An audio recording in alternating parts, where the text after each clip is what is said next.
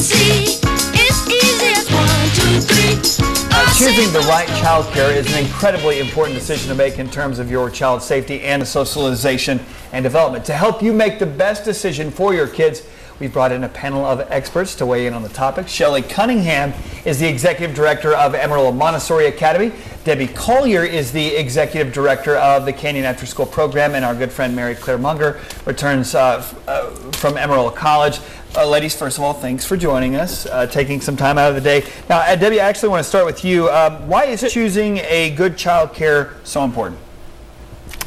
Debbie. Okay, because you are trusting those people to take care of your children. Your most important thing in your family, in your life, is your child. So you've got to make sure that the child care is a good facility, a good licensed facility, because they are taking care of your child. That's not your child, it's someone else's child, and they are trusting you to do that. And discuss why going home alone might be a good way to save money, but isn't good for the child.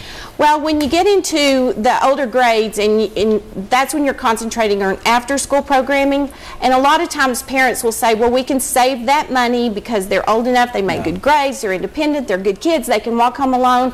All we got to do is give them a key, but there's bad things that happen, and it could be 1 block away, 2 steps away, a mile away. It doesn't matter how far away from the house. They should not be expected to be adults and make adult decisions. They're not old enough to do that. Miss Debbie, good point. All right, Mary Claire, we've made the choice to go with child care now, so we've taken that. How do we know about the center's safety record?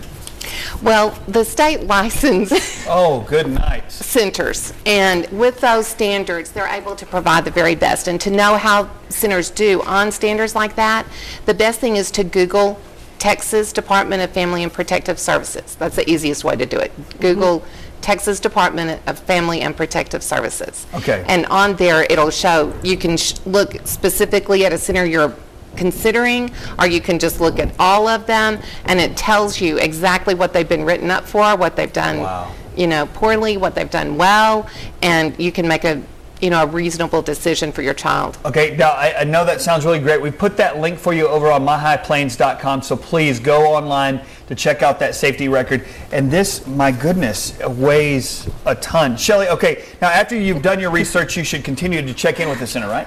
You should. Once you've made a final decision, you need to drop in and see what's going on, and drop in at different times, regardless of the age of the child, from an infant all the way up through a school-aged child.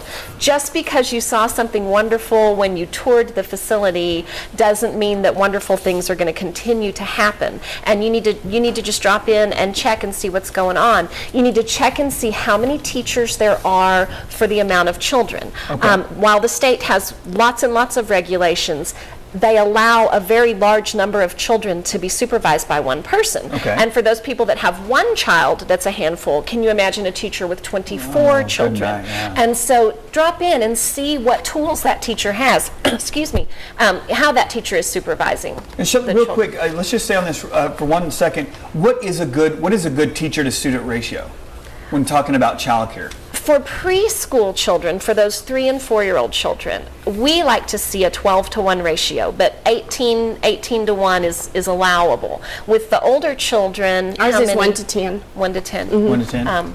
I mean, that's a doable. The younger they are, the more you need direct attention to your child. So infants, 3 to 1, 4 to 1. For the little bitties. My child needs like 4. Okay, so let's talk about activities. What should our kids be doing? And we'll start with Mary Claire. What should they be doing first? When you look into a classroom, you ought to see many options for the children to get engaged. Games, puzzles, books, art activities, science activities, math activities. You ought to see a room full of choice. Okay, and Shelley, what goes next? Physical activities, being able to get outside, play outside. If the weather is poor, like it is often in the Panhandle, too hot, too cold, too windy, can they play musical chairs, Red Rover, physical dancing with the Wiggles, doing things, but not sitting in front of the television and not having their little handheld games. They can do that in the car. They can do that anywhere else. All right, Debbie? I think it's really important that they learn to just get along with each other.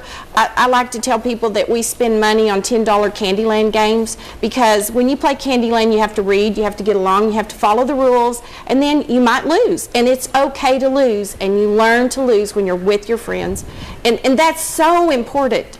just getting along on the playground too. So activities that encourage kids to get along and learn to get along with each other, so important. Ladies, you guys are fantastic. You guys got to promise me. I think we need to make this a regular thing, because I think this is something that our parents at home really can enjoy, and maybe they can write in questions and we can ask you about that. Like how to talk to your teacher, that'd be a great one. Yes, that would be an excellent one. We'll have you guys back on. Thank you so much. All right, up next, if you are looking at your trees and they look something like this, something is definitely wrong. We'll explain what. Stay tuned.